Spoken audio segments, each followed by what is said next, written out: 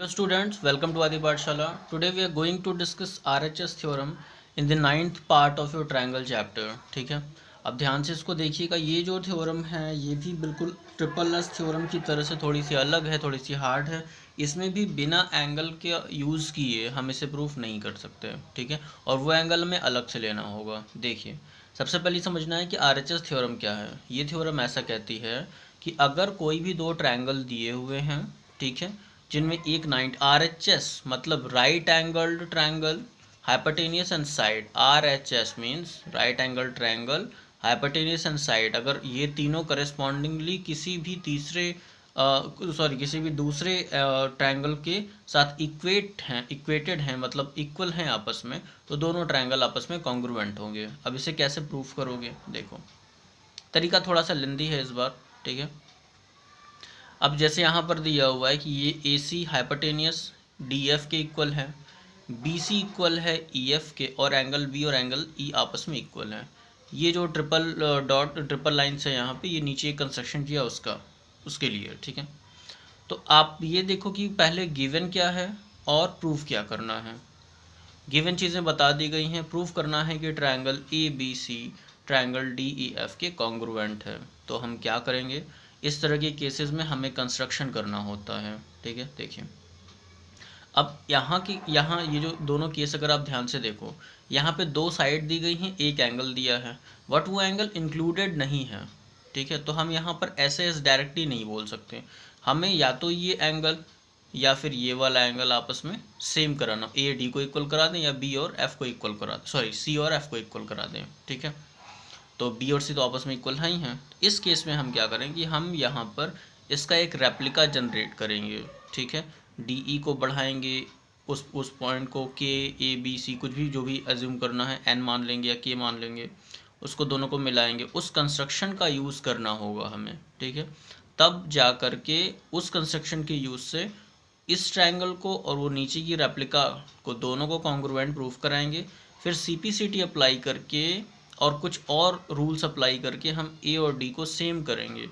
तब इन दोनों ट्रायंगल्स को हम कॉन्ग्रुएंट प्रूफ कर सकते हैं. वो भी कैसे, AAS से या SAS से, AAS से या ASA से. SAS का यूज़ यहाँ पर नहीं करेंगे. देखिए, अब इसमें करना क्या है, ध्यान से देखो. ये जो ट्रायंगल है DEF, हमने यहाँ पर इसकी एक रेप्लिका जनरेट करी और कंस्ट्रक्शन में लिखा कि हमने DE को ऐसा प्रोड्यूस किया है K तक, till K, such that AB is equal to KE. AB और KE जो ट्रिपल लाइंस थी, AB और KE सेम थे. ठीक है, अब आप ट्रायंगल ABC और ट्रायंगल KEF में ध्यान से देखिए तो आपको समझ में आ जाएगा. देखिए, AB and KE by construction equal हो गया. ठीक है, दूसरा angle ABC and angle KEF यानी ये वाला एंगल और ये वाला एंगल ऑटोमेटिक ही दोनों 90 के हैं. क्यों ये 90 का हो जाएगा, कैसे हम कहेंगे सर ये लाइन बिल्कुल सीधी है, यहाँ से एक लीनियर पेयर जनरेट हो रहा है, तो जाहिर है कि ये अगर 90 है तो दूसरी वाली लाइन भी 90 डिग्री ही होगी, सॉरी दूसरा वाला एंगल 90 डिग्री ही होगा. ठीक है, अभी हमने इसको 90 डिग्री प्रूफ कर बना दिया, तो एंगल ABC और KEF 90 हो गया. थर्ड पॉइंट, जो EF था, जो यहाँ देखो EF जो है वो BC के सेम इक्वल है, तो ये जो EF है वो तो इसी ट्रायंगल का भी पार्ट था ना, तो EF और BC ये दोनों आपस में सेम हो जाएंगे. ये चीज़ गिवन थी. ठीक है, अब हमें यहाँ से दो चीज़ें मिली भाई, दो साइड हो गई, एक हमारे पास एंगल हो गया, तो हम SAS कॉन्ग्रुएंसी रूल का यूज़ करके ट्रायंगल ABC और ट्रायंगल KEF को आपस में कॉन्ग्रुएंट प्रूफ करेंगे. इस कॉन्ग्रुएंसी का यूज़ करके हम ABC और DEF को सेम करेंगे. देखिए कैसे. अब यहाँ पर आप देखो, सिंपल सा लॉजिक है इसमें. देखो, वो फिगर फिर से बना दिया है. अब यहाँ पर हम कह सकते हैं कि एंगल A और एंगल K सेम है. ठीक है, एंगल A और angle K, this A and this K. ठीक है, A एंड K सेम है. कैसे? By CPCT. Second, AC is equal to KF. This AC this AC, ये जो AC है ये आपके KF के इक्वल है, हमने CPCT अप्लाई करके कहा, बट पहले ही ये बात दी हुई थी। अगर आप इसको ध्यान से देखो तो जो AC थी वो DF के भी इक्वल थी। तो जब AC DF के भी इक्वल है और AC KF के इक्वल पहले प्रूफ करी थी, तो क्या होगा देखो ध्यान से, AC KF के भी इक्वल है, DF के इक्वल है, तो जाहिर ये दोनों आपस में इक्वल हो जाएंगे। तो हमने कहा DF is equal to KF, एक चीज़ हमें मिली। नेक्स्ट पॉइंट, अगर DF और KF आपस में सेम है, इस ट्रायंगल को देखो, DF और KF आपस में सेम है, तो ये दोनों अपोजिट एंगल्स भी आपस में सेम होंगे।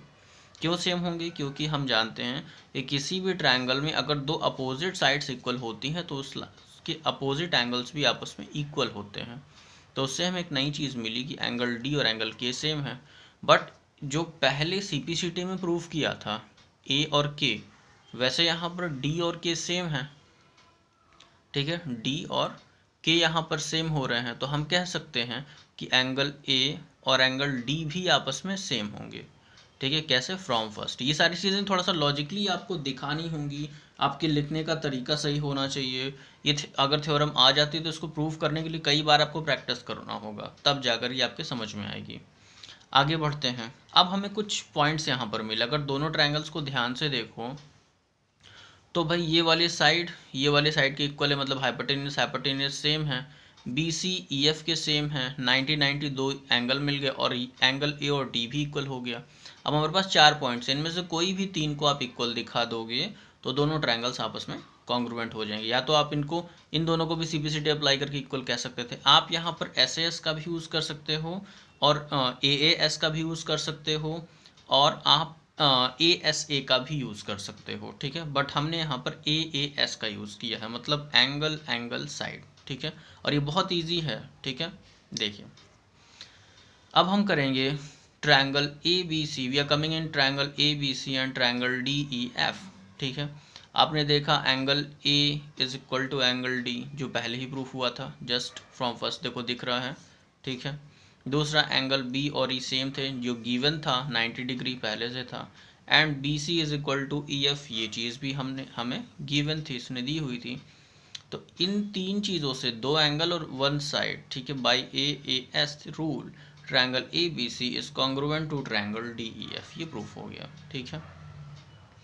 तो आज का वीडियो इस पॉइंट पे ओवर होता है। आपके कोर्स में एक्सरसाइज 7.4 और 7.5 हट चुकी है। उसके आगे की जितनी भी थ्योरम्स थी, थ्योरम 7.6, 7.7, ये जो थ्योरम्स थी वो भी हट चुकी हैं। मतलब आपको 7.3 पे अपना चैप्टर एंड कर देना है, ठीक है। So I will make a last video of exercise 7.3 including some examples also. तो वो लास्ट वीडियो रहेगा, उसके बाद वो चैप्टर एंड हो जाएगा, ठीक है। तब तक के लिए स्टडी करते रहिए। थैंक्स।